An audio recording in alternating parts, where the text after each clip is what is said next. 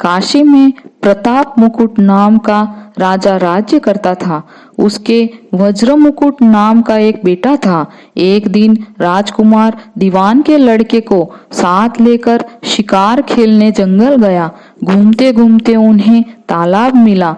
उसके पानी में कमल खिले थे और हंस किलोल कर रहे थे। किनारों पर घने पेड़ थे जिन पर पक्षी चहचहा रहे थे। दोनों मित्र वहां रुक गए और तालाब के पानी में हाथ मुंह धोकर ऊपर महादेव जी के मंदिर पर गए। घोड़ों को उन्होंने मंदिर के बाहर बांध दिया।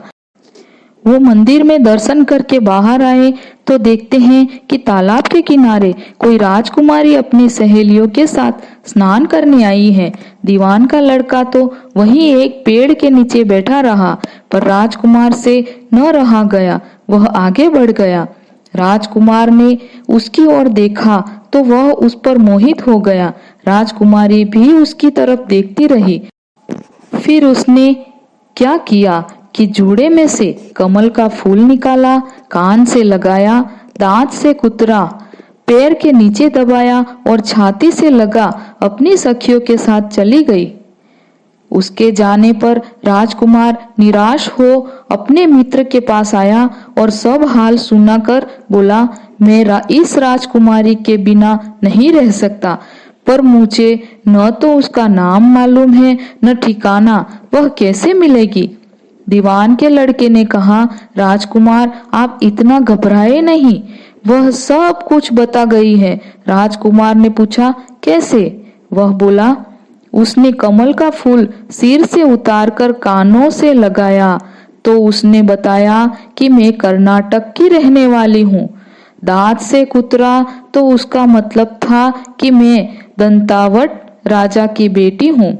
पांव से दबाने का अर्थ था कि मेरा नाम पद्मावती है। और छाती से लगाकर उसने बताया कि तुम मेरे दिल में बस गए हो। इतना सुनना था कि राजकुमार खुशी से फूल उठा। बोला, अब मुझे कर्नाटक देश में ले चलो। दोनों मित्र वहां से चल दिए। घूमते फिरते सैर करते दोनों कई दिन बाद वहां पहुंचे। राजा के महल के पास गए तो एक बुढ़िया अपने द्वार पर बैठी चरखा काटती मिली।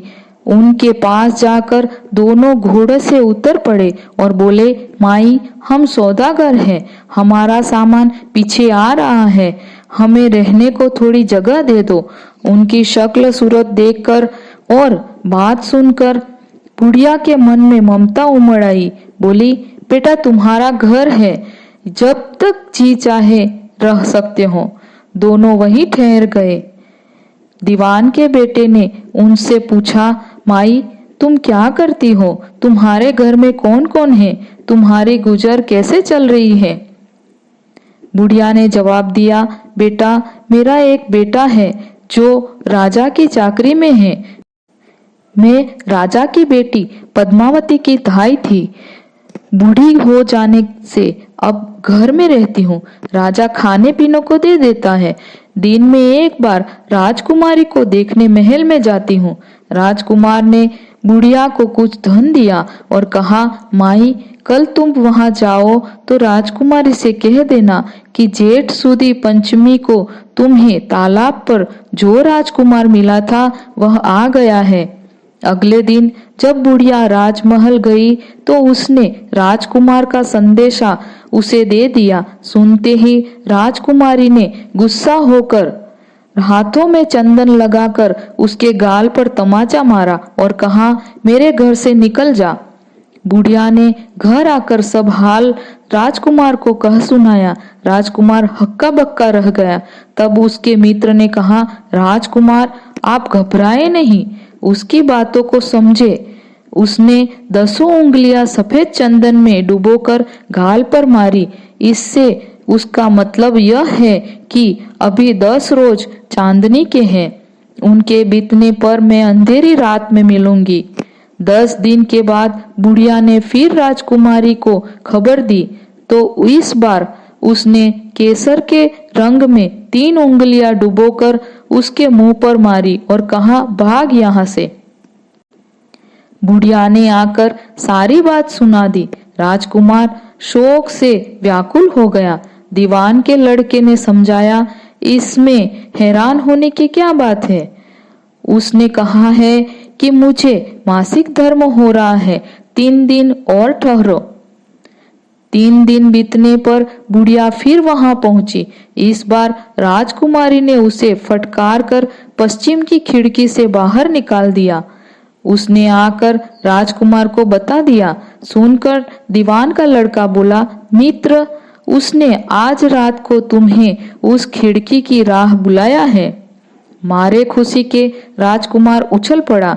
समय आने पर उसने बुढ़िया की पोशाक पहनी, इत्र लगाया, हथियार बांधे। दोपहर रात बीतने पर वह महल में जा पहुंचा और खिड़की में से होकर अंदर पहुंच गया। राजकुमारी वहां तैयार खड़ी थी। वह उसे भीतर ले गई। अंदर का हाल देखकर राजकुमार की आंखें खुल गई। एक से एक बढ़कर चीजें थी। रात भर राजकुमार राजकुमारी के साथ रहा। जैसे ही दिन निकलने को आया कि राजकुमारी ने राजकुमार को छिपा दिया और रात होने पर फिर बाहर निकाल लिया। इस तरह कई दिन बीत गए। अचानक एक दिन राजकुमार को अपने मित्र की याद आई। उसे चिंता हुई कि पता नहीं उसका क्या हुआ होगा। उदास देखकर राजकुमारी ने कारण पूछा तो उसने बता दिया। बोला, वह मेरा बड़ा प्यारा दोस्त है, बड़ा चतुर है। उसकी होशियारी से ही तो तुम मुझे मिल पाई हो। राजकुमारी ने कहा, मैं उसके लिए बढ़िया बढ़िया भोजन बनवाती हूँ।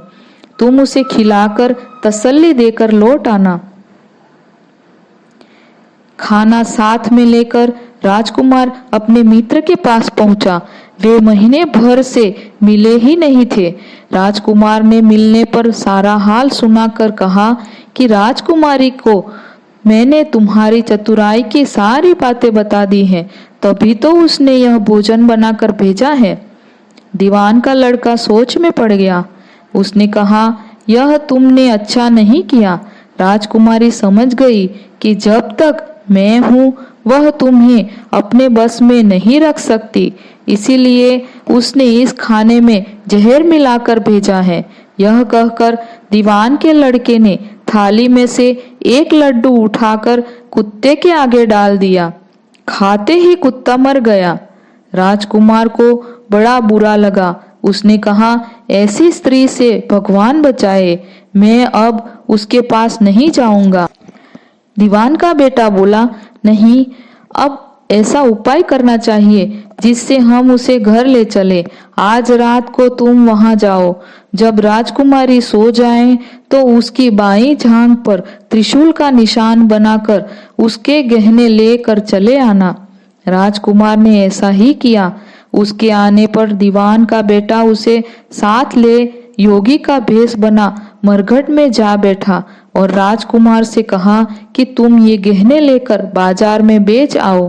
कोई पकड़े तो कह देना कि मेरे गुरु के पास चलो और उसे यहाँ ले आना। राजकुमार गहने लेकर शहर गया और महल के पास एक सुनार को उन्हें दिखाया। देखते ही सुनार ने उन्हें पहचान लिया और कोतवाल के पास ले गया। कोतवाल ने पूछा तो उसने कह दिया कि ये मेरे गुरु ने मुझे दिए हैं। गुरु को भी पकड़वा लिया गया। सब राजा के सामने पहुंचे। राजा ने पूछा, योगी महाराज, ये गहने आपको कहाँ से मिले? योगी बने दीवान के बेटे ने कहा, महाराज, मैं मसान में काली चौदस को डाकिनी मंत्र सिद्ध कर रहा था कि डाकिनी आई। मैंने उसके गहने उतार लिए और उसकी बाई जांघ में त्रिशूल का निशान बना लिया। इतना सुनकर राजा महल में गया और उसने रानी से कहा कि पद्मावती की बाई जांघ पर देखो कि त्रिशूल का निशान तो नहीं है। रानी ने देखा तो सही में निशान था। राजा को बड़ा दुख हुआ। बाहर आकर वह योगी को एक और ले जाकर बोला, महाराज, धर्मशास्त्र में खोटी स्त्रियों के लिए क्या दंड है?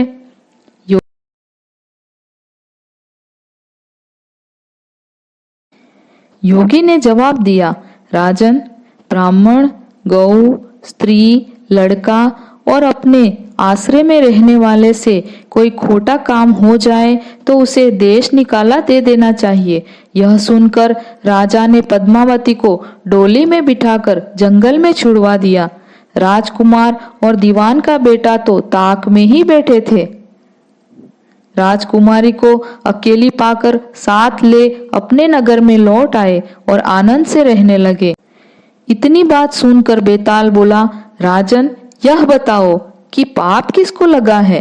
विक्रम ने कहा, पाप तो राजा को लगा।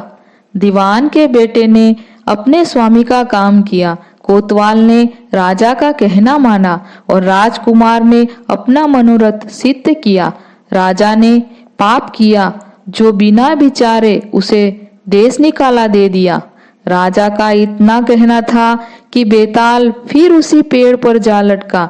राजा वापस गया और बेताल को लेकर चल दिया। बेताल बोला, विक्रम, तुम बड़े हठी मालूम होते हो, लेकिन कोई बात नहीं, देखता हूँ कि कितने हठी और कितने धैर्यवान हो। मित्रों, अगर आपको स्टोरी पसंद आए तो लाइक, शेयर, सब्सक्राइब करना ना भूलें ताकि आने वाली हर वीडियो की जानकारी आपको मिल सके। धन्यवाद।